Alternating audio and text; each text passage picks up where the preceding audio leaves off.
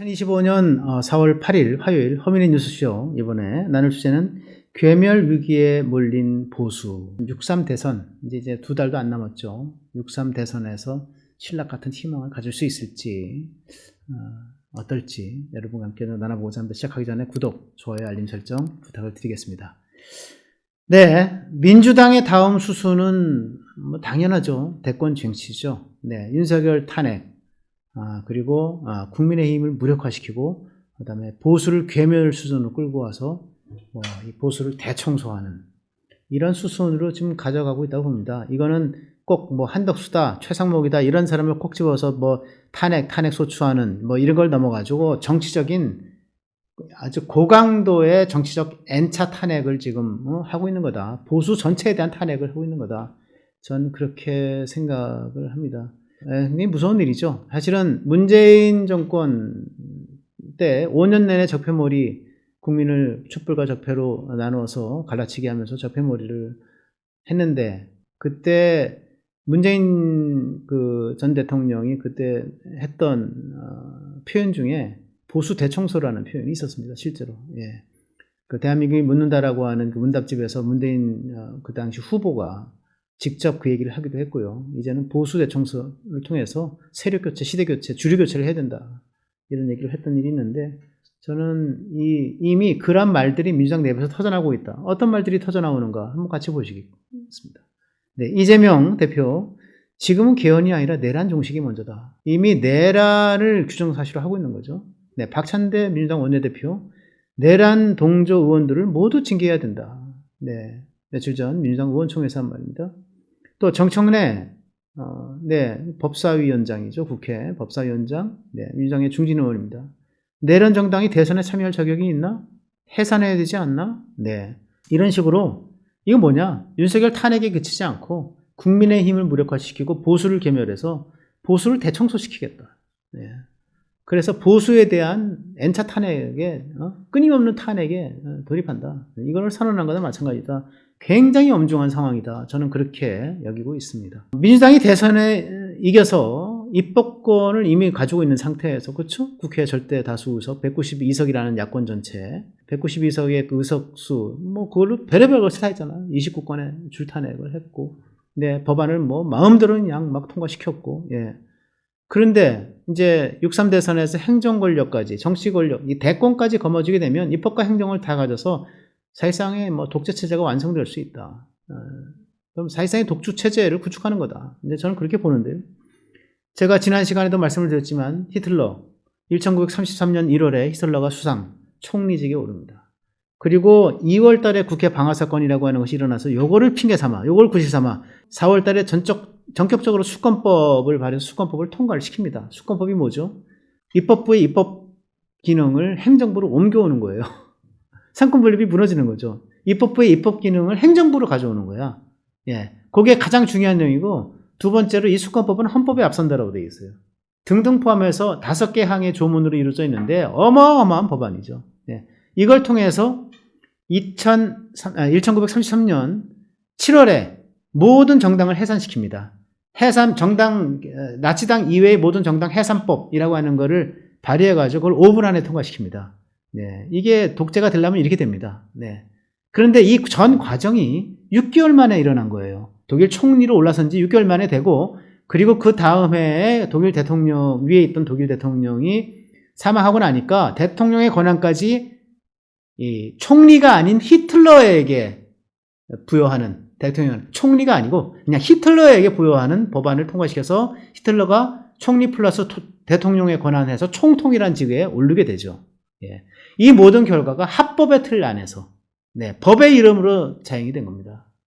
이게 그래서 제가 지난번에도 법의 지배와 법에 의한 지배를 나눴는데 법 안에서 법의 통치에 순응하면서 법치를 구현하는 것이 법의 지배. 법 밖에서 법을 가지고 반대자를 탄압하고 누르고 법의 이 법치를 말하자면 이제 이탈하는 것이 법에 의한 지배. 법에 의한 지배도 사실은 법을 가지고 이용하는 것이기 때문에 이 합법적인 틀 안에서 합법의 이름으로 진행이 되는 거죠. 저는 정말로 이게 지금 입법 권력을 휘두르고 있는 입법 권력만으로도 대한민국을 이렇게까지 끌고 왔는데 행정 권력까지 대권까지 거머쥐게 되면 6월 3일 이제 2달도 안 남았어요.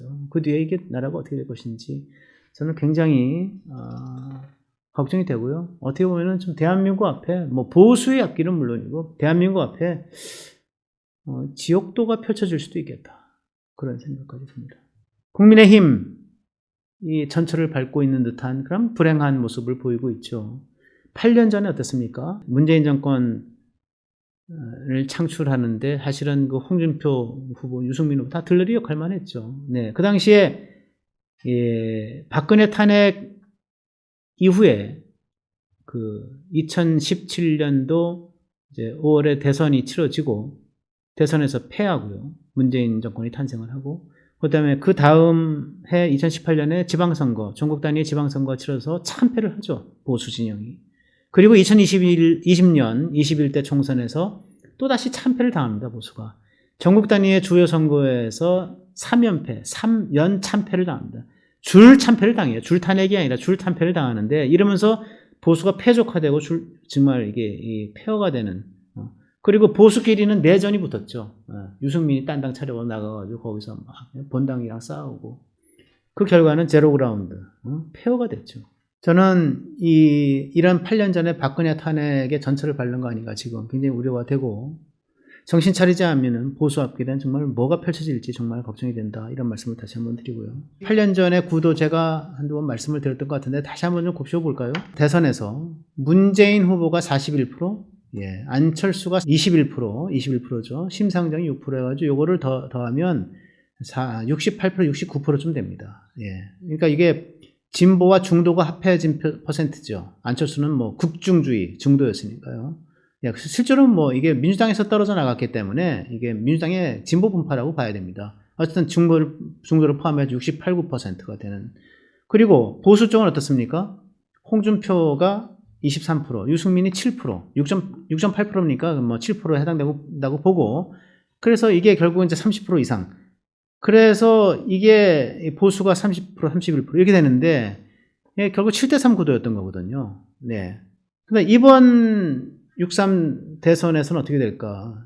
물론 이재명에 대한 그 비호감도가 굉장히 강하죠. 대중의 비호감도가 굉장히 강하고, 그렇지만 어느 정도 사법 리스크도 지금 어느 정도 완화가 됐죠, 지금. 어쨌든 공직선거법 2심에서는 무죄를 선고받았기 때문에, 대법원 3심에서 파기환송이 될 가능성이 있을지 없을지는 제가 모르겠습니다만은, 지금으로서는 거기서 프리해졌고, 대중적인 비호감도가 있지만 그걸 감안한다더라도 저는 7대3까지 안 가더라도 6대4 구도를 벗어나기 어렵다. 뭐 제가 이렇게 좀 비관적인 전망을 하는 거는 보수가 정신 차려야 되기 때문에 그런 겁니다.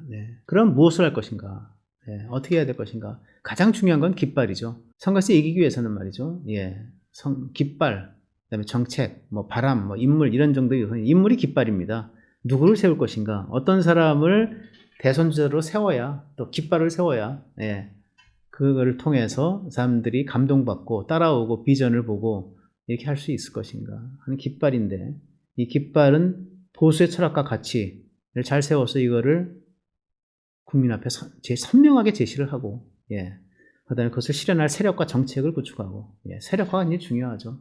보수의 깃발을 구현할 수 있는 그리고 또 이 확대 재생산할 수 있는 세력 그리고 정책 중요하고요. 그 다음에는 이제 내적으로는 통합과 혁신, 분열되면 안 됩니다. 단결하고 혁신해야 됩니다. 그리고 필요하면 타 세력과 연대하고요. 통합, 혁신, 연대를 통해서 국민에게 비전을 보여줄 수 있는가. 여기서 저는 글쎄요, 지금 보수 정치권에는 크게 기대하지는 않지만, 그러나, 소위 탄핵 정국에서 의도하지 않은 결과를 가져왔죠. 뭡니까? 이 식물성 보수가 잠에서 깨어나서 동물성 보수로 태어났죠. 그리고 이 기업과 탄핵 정국을 통해서 우리가 무엇을 배울 것인가, 무엇을 해야 될 것인가. 심각한 이재명 세력의 입법권과 행정권 동시 권력 장악을 막아야 되겠다. 대한민국을 체제 전쟁에서 지켜야 되겠다. 박근혜 탄핵의 전철을 밟지 말자. 보수의 계멸을 막자. 이렇게 각성한, 그래서 투쟁성으로 뭉친 이 동물성 보수로 거듭나는 이 시민들, 거기에 기대를 걸어야 되겠다. 이런 생각을 하게 됩니다.